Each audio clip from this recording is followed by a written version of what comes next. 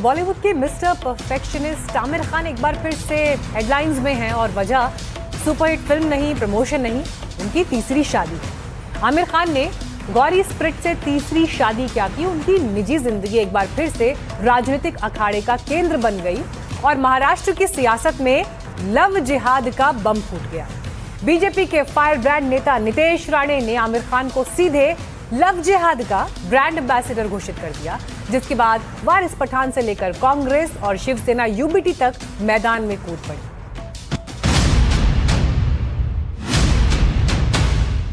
Love जिहाद के brand ambassador तो आमिर खान बनते नहीं जा रहे। तो उनके बहुत सारे फोटोज तो मोदी साहब के साथ ही है, उनकी अच्छी दोस्ती है, तो आमिर खान को प्रधानमंत्री महोदय पूछ सकते हैं। ये सब बात करके देखो, इनका टारगेट आमिर खान नहीं, टारगेट मुसलमान। तो ये इनका धंधा है, इसके पे ध्यान देने की जरूरत है। पहले रीना दत्ता, फिर किरण राव और अब गौरी स्प्रैट, यानी आमिर की जिंदगी के 3 बड़े अध्याय। लेकिन इस बार चर्चा शादी की नहीं, बल्कि उस राजनीति की है जो इस रिश्ते की वजह से महाराष्ट्र में शुरू हो गई। हाल ही में गौरी स्प्रैट के साथ नई पारी शुरू करने वाले आमिर खान अचानक राजनीतिक निशाने पर आ गए। महाराष्ट्र सरकार में मंत्री और बीजेपी के फायर ब्रांड नेता नितेश राणे ने इस विवाह को धार्मिक रंग देते हुए एक बेहद विवादित बयान दे डाला है। लव जिहाद के ब्रांड एम्बेसडर तो आमिर खान बनते नहीं जा रहे। इसलिए हिंदू समाज ने और हिंदू युवाओं ने जो इनके पिक्चर देखते हैं, जो इनके मूवीज देखते हैं, उन्होंने सोच समझ के ऐसे लोगों को बड़ा करना चाहिए। नितेश राणे ने आमिर खान को लेकर लव जिहाद वाला सवाल उठाया तो राजनीतिक वार पलटवार शुरू हो गया।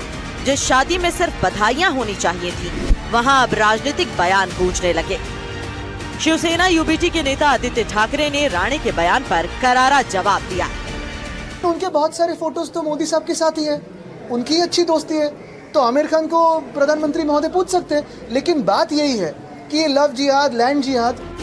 आदित्य ठाकरे के बयान के बाद विवाद और तेज हो गया। एआईएमआईएम नेता वारिस पठान ने नितेश राणे पर बड़ा हमला बोल दिया। उन्होंने कहा कि निशाना आमिर नहीं है, बल्कि मुसलमान है। वो सिर्फ जिहाद ही दिखता है क्योंकि इनके दिल के अंदर जो नफरत का कीड़ा भरा हुआ है ना मुसलमानों के खिलाफ, वो सामने दर्शाता है। टारगेट आमिर खान नहीं है, टारगेट मुसलमान है। अरे भाई, आमिर खान ने अगर 3 शादी किया, तुम 4 करो ना, तुमको कौन रोक रहा है? तुमको काय को जलन हो रहा है? तुम्हारे को क्या तकलीफ हो रही है? तुम्हारे पेट में क्यों दर्द हो रहा है? तुमको क्यों मिर्ची लग रही है? सिर्फ एआईएमआईएम ही नहीं, शिवसेना उद्धव गुट के नेता अरविंद सावंत ने भी राणे के बयान को असली मुद्दों से ध्यान भटकाने वाली राजनीति बताया। ऐसे बयानों को ज्यादा प्रचार न करिए। सारी समस्याएं जो है देश की है, उसको भटकाने का ये धंधा है। अरे आमिर साहब की, खान साहब की और प्रधानमंत्री की तो अच्छी दोस्ती है ना भैया, तो प्रधानमंत्री से भी सवाल पूछो ना। हर वक्त आप देखना, जब भी कोई महत्वपूर्ण विषय आप लेकर खड़े हो जाइए, ये बराबर हिंदू मुस्लिम तरफ लेके जाएंगे। तो ये इनका धंधा है, इसके पर ध्यान देने की जरूरत नहीं। अब सवाल सिर्फ आमिर खान का नहीं है, सवाल उस राजनीति का है जो एक शादी को भी वैचारिक लड़ाई में बदल देती है।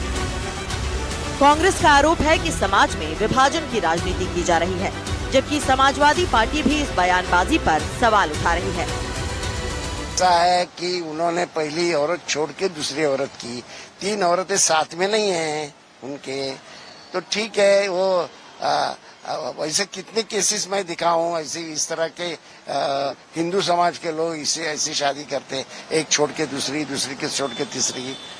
ये उसको एक बोलने की स्टाइल है उसकी, जानबूझ के मुसलमानों के खिलाफ वो बोलता रहता है। कहाँ आमिर खान और कहाँ आप? लव जिहाद क्या होता है? भारत में कॉन्स्टिट्यूशनली हर व्यक्ति को इंडिपेंडेंट किसी भी संप्रदाय में शादी विवाह की इजाजत है, तो संवैधानिक रूप से तो गलत नहीं है। फिर नीतीश राणे ऐसी नफरती सांप्रदायिक बात क्यों करते हैं? क्योंकि वो उनका एजेंडा है। दिलचस्प बात यह है कि पूरे विवाद का केंद्र बने आमिर खान अब तक पूरी तरह खामोश हैं। ना कोई बयान, ना कोई प्रतिक्रिया। लेकिन उनकी शादी पर राजनीतिक दल खुलकर आमने सामने हैं। यानी आमिर की शादी अब फिल्मी दुनिया से निकलकर सीधे राजनीतिक अखाड़े में पहुंच चुकी है, जहां हर दल अपने अपने तरीके से इसका मतलब निकाल रहा है। Bureau report, NDTV India. एक विवाद आमिर खान की तीसरी शादी को लेकर है, तो वहीं एक विवाद बंगाल में भी खड़ा हो गया है। शुभेंदु सरकार ने कोलकाता एयरपोर्ट की जमीन पर मौजूद 136 साल पुरानी बांकरा मस्जिद में एंट्री बैन कर दी है। नमाज पढ़ने पर रोक भी लगा दी है। रनवे विस्तार के लिए शिफ्टिंग की प्रक्रिया शुरू कर दी गई है। शुभेंदु ने साफ किया है कि बंगाल में राष्ट्रीय सुरक्षा सर्वोपरि है।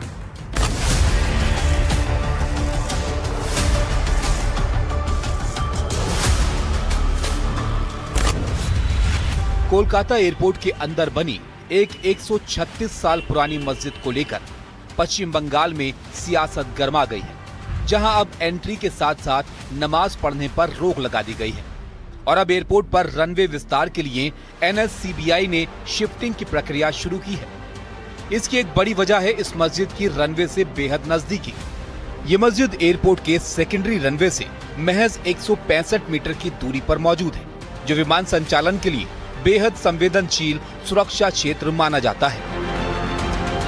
देखिए, मंदिर मस्जिद का विषय नहीं है। अगर वो मस्जिद नहीं होकर मंदिर भी रहता तो भी उसको शिफ्ट किया जा सकता है। जब विजिबिलिटी जीरो हो जाता है उस समय पश्चिम हमारा दमदम एयरपोर्ट में फ्लाइट लैंड नहीं कर पाते। एक्सपेंशन के लिए बहुत सारे प्रॉब्लम है। ब्रिटिश एयरवेज ने भी ये सवाल उठाया। तो हम लोगों को आधुनिक एयरपोर्ट चाहिए। हाँ, जो मस्जिद था वहाँ कोई औचित्य नहीं था। रनवे के अंदर जानबूझकर उसको करने दिया जाता था। उन्होंने नमाज भी बंद कर दिया है। मुझे लगता है कि वो जगह खाली कर देंगे वो लोग कि रनवे का काम एक्सटेंशन हो और सुचारू रूप से चले। एयरपोर्ट के रनवे के बिल्कुल पास सामान्य आदमी आके भी वहाँ पर नमाज अदा कर सकते हैं। यानी कि जो पैसेंजर्स की सेफ्टी है, यात्री सुरक्षा, वो बिल्कुल जीरो। अब तक नमाजियों को बिना किसी कड़े बैकग्राउंड वेरिफिकेशन या बायोमेट्रिक पास के हवाई अड्डे के सुरक्षित हिस्से में जाने की अनुमति मिल रही थी, जिसे सुरक्षा के लिहाज से एक बड़ा लूप होल माना गया। कोलकाता एयरपोर्ट के ऊपर जो बांकरा मस्जिद है उसकी जो एंट्री है यहीं से है। हर जब जुम्मे के दिन जब यहाँ पे नमाज देने के लिए लोग आते हैं, वहाँ पे CISF यहाँ पे पूरा सिक्योरिटी चेक करके आधार कार्ड देख के फिर ही लोगों को अंदर लेके जाते हैं। लेकिन कुछ दिनों से ये रेनोवेशन के काम के वजह से यहाँ पे नमाज अदा करना बंद किया गया है। दरअसल दमदम हवाई अड्डे के रनवे आधुनिकीकरण और विस्तार योजना में ये मस्जिद एक बड़ी बाधा बन रही थी, जिसकी वजह से दोनों रनवे का पूरी तरह उपयोग नहीं हो पा रहा था। लेकिन अब सुरक्षा और विकास को देखते हुए सरकार इस मस्जिद को दूसरी जगह पर शिफ्ट करने की प्रक्रिया पूरी कर चुकी है। हालांकि इस फैसले को लेकर बीजेपी और टीएमसी आमने सामने है। मैं जब स्टूडेंट था, पेपर में पढ़ता था कि दमदम एयरपोर्ट में एक मॉस्क है जिसके कारण एयरपोर्ट की जो रनवे है उसको बढ़ाया नहीं जा सका। उस समय पढ़ते थे। किसी भी सरकार ने अपीजमेंट पॉलिटिक्स के कारण उसमें हाथ नहीं दिया था। तो आज हमारी सरकार बनी है। हमारी सरकार अपीजमेंट पॉलिटिक्स के ऊपर विश्वास ही नहीं करती। मॉस्क किसी दूसरी जगह पे बनाया जाएगा तो इसमें क्या दिक्कत बड़ी बात है। मुसलमान जो वहाँ समाज है उनका सहमत लेके ये मस्जिद के बारे में कुछ करना है, लेकिन ये लोग जबरदस्ती कर रहे हैं। मैं इसको खिलाफ हूँ। शुभेंदु अधिकारी बीजेपी सरकार जो कर रहा है वो जबरदस्ती है। कोलकाता अंतर्राष्ट्रीय हवाई अड्डे का स्थान बेहद संवेदनशील है, क्योंकि चीन और बांग्लादेश दोनों ही इसके पास है। यही वजह है कि सीएम शुभेंदु अधिकारी साफ कर चुके हैं कि पश्चिम बंगाल में राष्ट्रीय सुरक्षा सर्वोपरि है और महत्वपूर्ण राजनीतिक महत्व वाले इस हवाई अड्डे के गेट बाहरी लोगों के लिए खुले नहीं रखे जा सकते। हालांकि तृणमूल कांग्रेस इस फैसले के विरोध में है। तर्क दिया जा रहा है कि अचानक से नमाज रोकना और पास रद्द करना गलत है। एक तरफ मस्जिद पर विवाद जारी है तो दूसरी तरफ पश्चिम बंगाल में गुंडागर्दी खत्म करने को लेकर आज से एक सख्त कानून लागू होने जा रहा है। इस कानून से पुलिस को किसी भी संदिग्ध को बिना केस के 1 साल तक हिरासत में रखने का अधिकार होगा। असामाजिक तत्वों की संपत्ति पर बुलडोजर एक्शन की कार्रवाई का भी रास्ता खुलेगा। जो भारतीय जनता पार्टी का जो घोषणा पत्र था उसमें जो भी उल्लेख हमने किया, जो भी जनता से वादा किया, कानून व्यवस्था को सुधारने का